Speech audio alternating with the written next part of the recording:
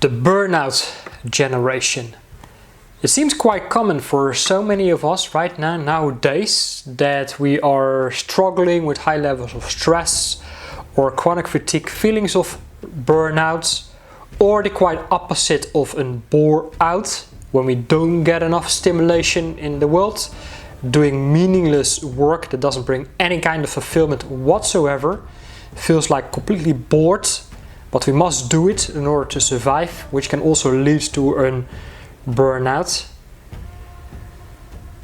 And feeling completely drained and exhausted trying to survive in this world.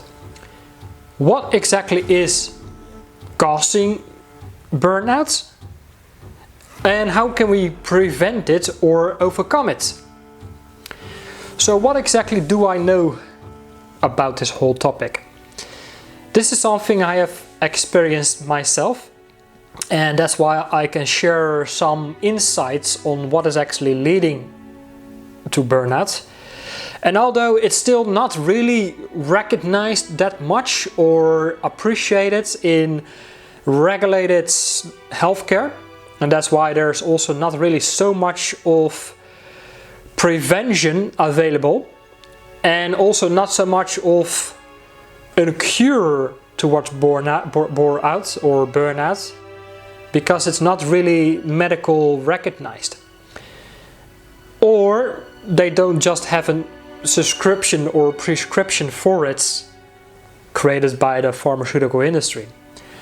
So in order then for you to prevent it or overcome it, it is of course not longer a question of whether you should be looking towards a more of an holistic perspective on those whole elements, an alternative way towards healing or recovering from burnout. So it is not just about working really hard, but it's more about the motivation behind it. So let's talk about the problem, and then we of course start looking towards solutions and what it is that we can do about it. Personally, what I think is, when I can look back to my past, it is first of all like, how did we grow up? What was the household we grew up in? What kind of conditions and expectations were presented to us from our upbringers, our parents or family members? Maybe the school system, or everything that we had in our environment that gave us certain level of beliefs on how we have to be and what we have to do in order to meet external expectations. So what you could be saying is that we live in a society or culture that is built by men, or the masculine energy is built by men for men. So especially the woman or the feminine energy that exists within us is of course completely exhausting ourselves. But even for men, also for men, we are expected to be in a certain way to achieve something, otherwise we feel unworthy. So also this whole so-called imbalanced society between the masculine and the feminine is of course also hurting a lot of men throughout this whole process, and that's why also so many men are struggling with chronic fatigue and stress and burnout and all of that. So if I can look back to my past, I grew up with parents who got divorced when I was 10 years old. I decided to start living with my dad. In order for me to start living with my dad, I had to go through a couple of cases in courthouse at the age of 11 and a half and 12 years old. And in order for me to be able to live with my dad, I had to be in a child protection scheme. And my dad was never really there. He wasn't really there for me to look after me. And basically, as a child, I was looking after more of the emotional needs for my dad because of all his anger and frustrations with all his cases in courthouse. That, of course, I experienced an enormous amount of emotional neglect as a child. So I could say I completely skipped my whole childhood. So, of course, what I started to do is distracting myself in lots of different kind of addictions, like smoking and drinking, working I started working from a very young age, at the age of 14. I started working in a restaurant when I was 16, working 60 hours a week. And then from a restaurant, I started working in the automotive industry, cleaning cars, doing all sort of things, customer service, working in a showroom. And at the age of 20, I decided to start my own local car cleaning business as a self-employed. Well, I was still in college, learning about shipping and logistics management. Because for me it was either going into the Dutch Marine Corps or going into the shipping and logistics management, because I had to do something. But did I really feel like doing it? Not so much. So I was always working very, very hard. But if I can deeply look down within myself, I did it to receive the appreciation and the approval of my dad. Then I was like, graduated college, I sold all my car cleaning equipment because I thought I had finished college, now I'm supposed to do something with it. And once again, I did something in order to please my dad, because he said, you know, hey, you finished college, now you're supposed to do something with it, and you shouldn't continue cleaning cars. And although I was making much more money cleaning cars, polishing cars, than working for a salary in a shipping company. So once I did everything that was expected from me, and then I was there, I started slowly to struggle with things around depression. And then I thought, I must work even harder. I must climb this corporate ladder. I must gain more certifications in custom consultancy and all of that.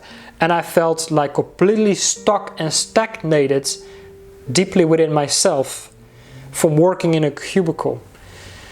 So what was it that I started to do more? I started to work even harder. I quit the corporate rat race in order to start my own internet marketing business when I was around 23, 24 years old. Working even harder. I had to make more money as a self-employed internet marketing entrepreneur, teaching people how they could escape the rat race and make money online and all of that.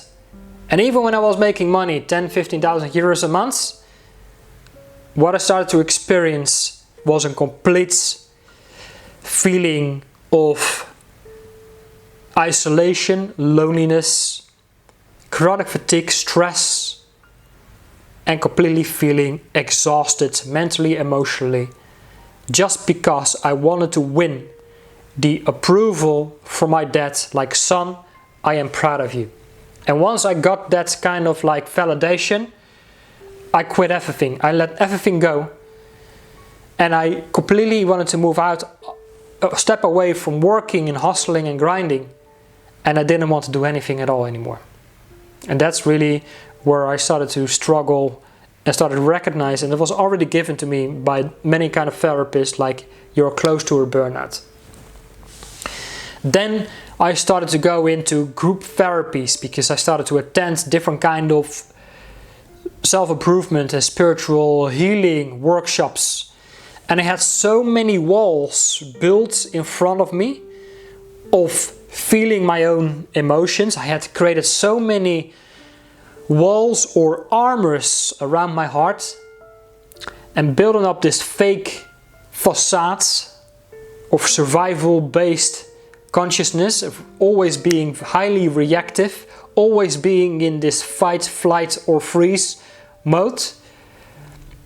And I couldn't really feel my own emotions. And once this therapist pointed out this enormous amount of fear that I had of feeling my own emotions, and once I went through that, a whole new kind of level of awareness opened up to me. And that's what I knew, like, I gotta do and do something different.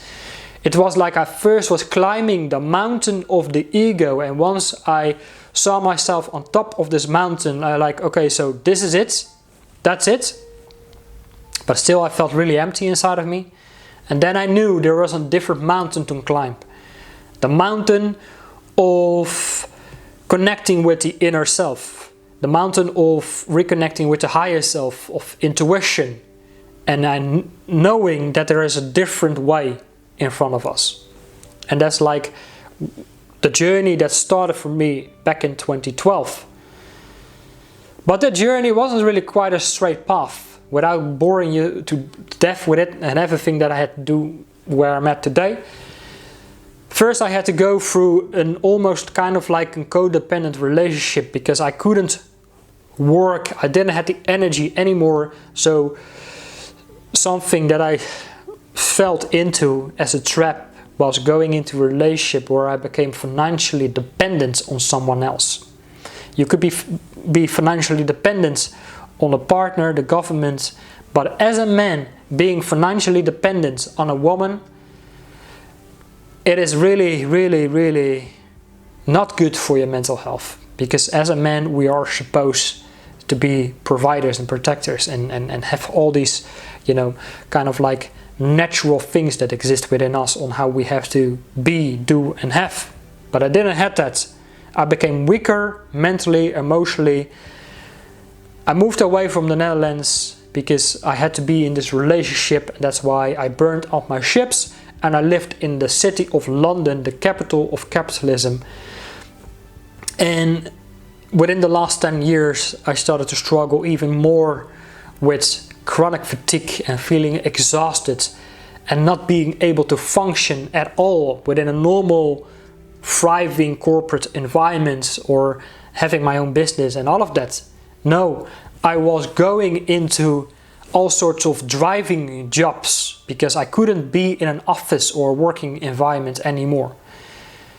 And sure, that kind of helped me because driving, it felt a bit like a meditative thing to do, driving luxury cars all over the country of England. But of course, it wasn't really doing that much for me financially.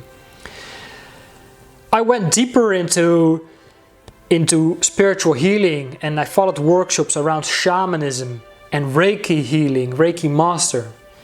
And I dived even deeper into the wounds that was created within me, the voids, the shadows that formed within my childhood. And this whole path, I can assure you, it's not for the faint-hearted. But I think it's the only way forward. Last year to early 2023, I made the decision to move away out of London, out of this kind of almost like codependent relationship, because I already had the suspicion that also I might be dealing with ADHD. I went to go and see my general practitioner, went through a questionnaire, and pretty soon it was obvious, yes, my whole life I was dealing with ADHD, but I didn't really knew about it. So yes, I had moments of high peaks of feeling lots of energy and I could conquer the world and have so much of hyperactivity going on, and then the other days I will completely feel burned out, drained, and I couldn't go any further. So burnout could also come from having these mental health challenges like around ADHD, but also 15 to 20% of the population are dealing with a highly sensitive personality traits or having a highly sensitive nervous system.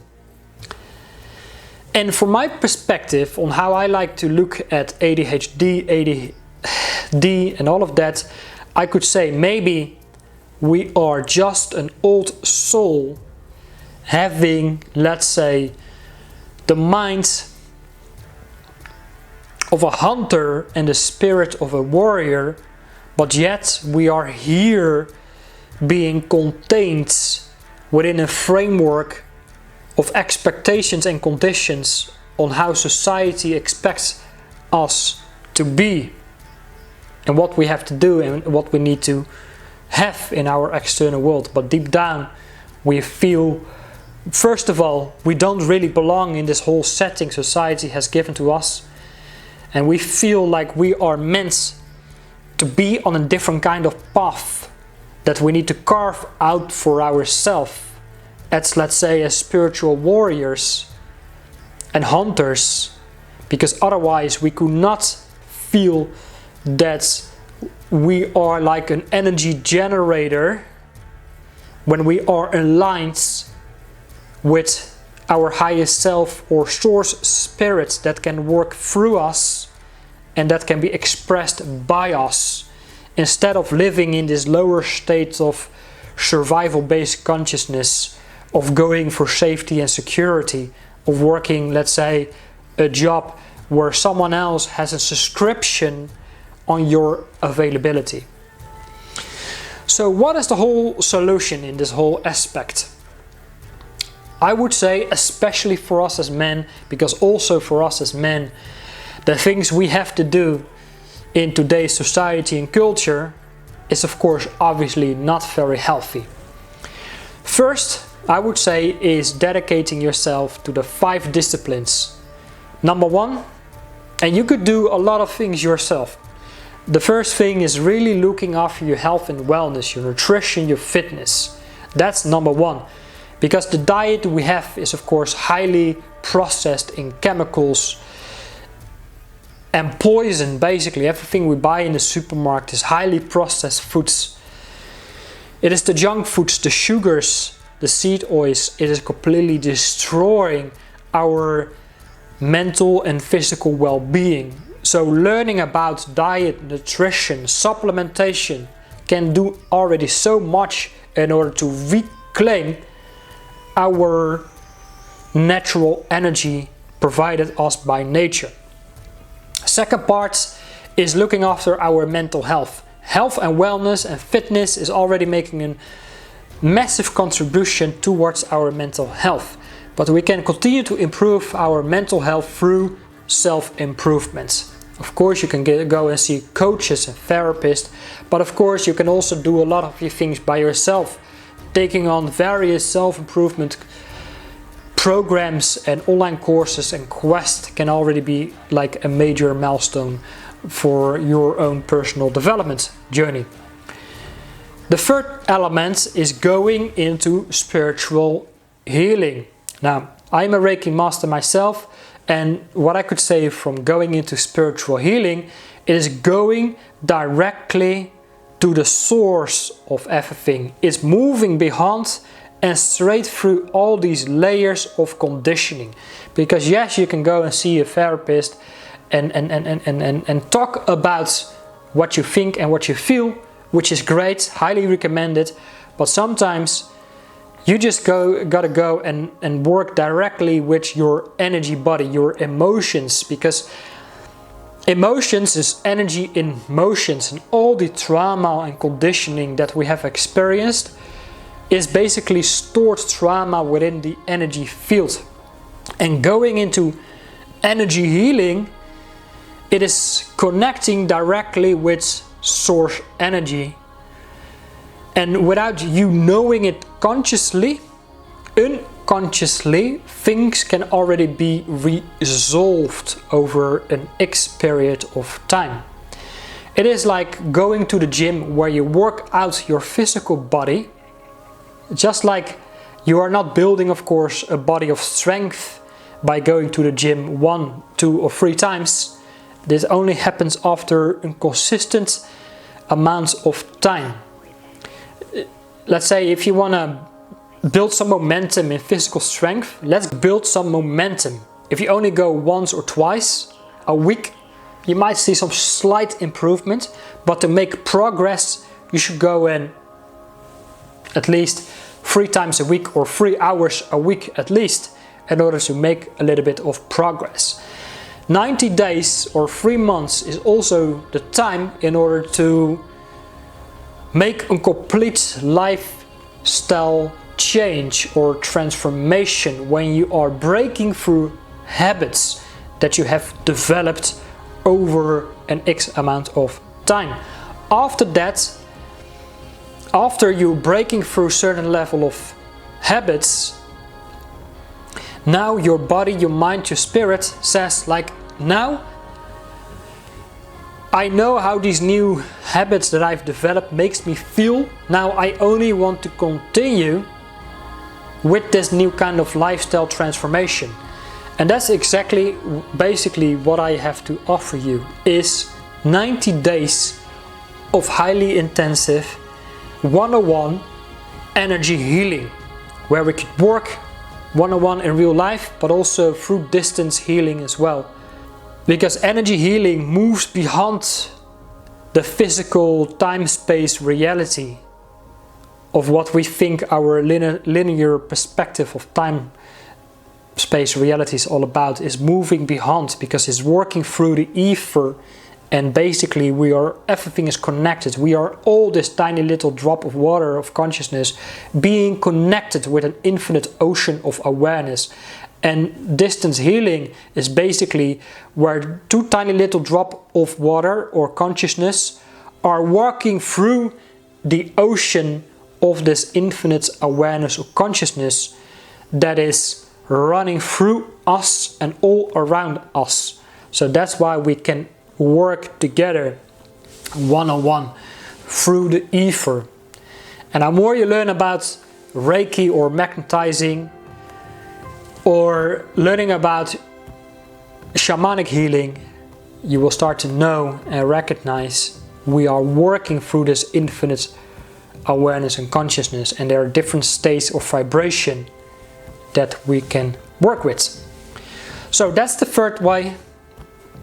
And once you are kind of like cleansing your own glass of water or your consciousness, it's like you're purifying your energy field or energy body.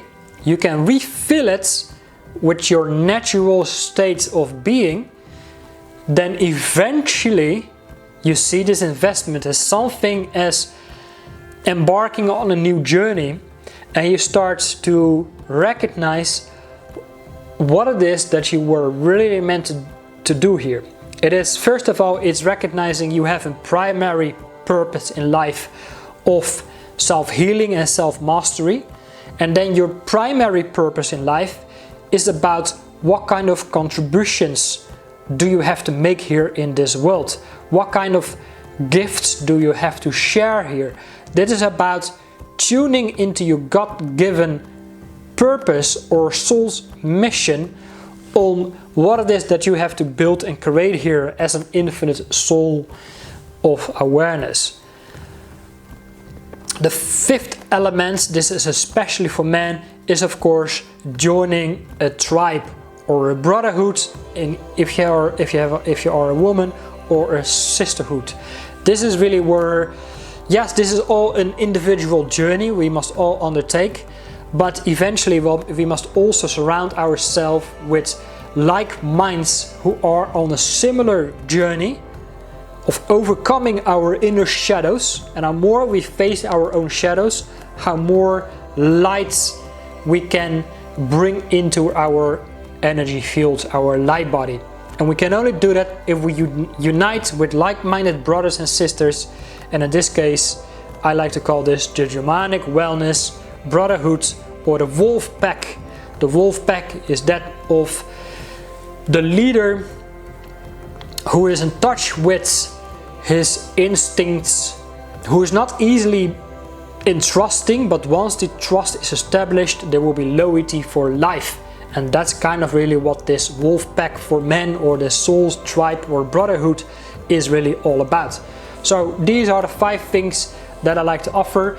If you want to work with me one-on-one, there will be here a form where we can schedule, let's say, a short introductional call to see really where you are at and where you want to go, and of course how we can start working together within the next 90 days. And if this is not something of your interest, you want to figure things out yourself, of course I will be sharing more tools, resources on what it is that you can continue to explore for yourself, by yourself, but you're never here on your own, because of course you can also join our brotherhood as well. Thanks for being here. Hope this information was helpful, and I look forward to talk to you very, very soon. All right, take care for now.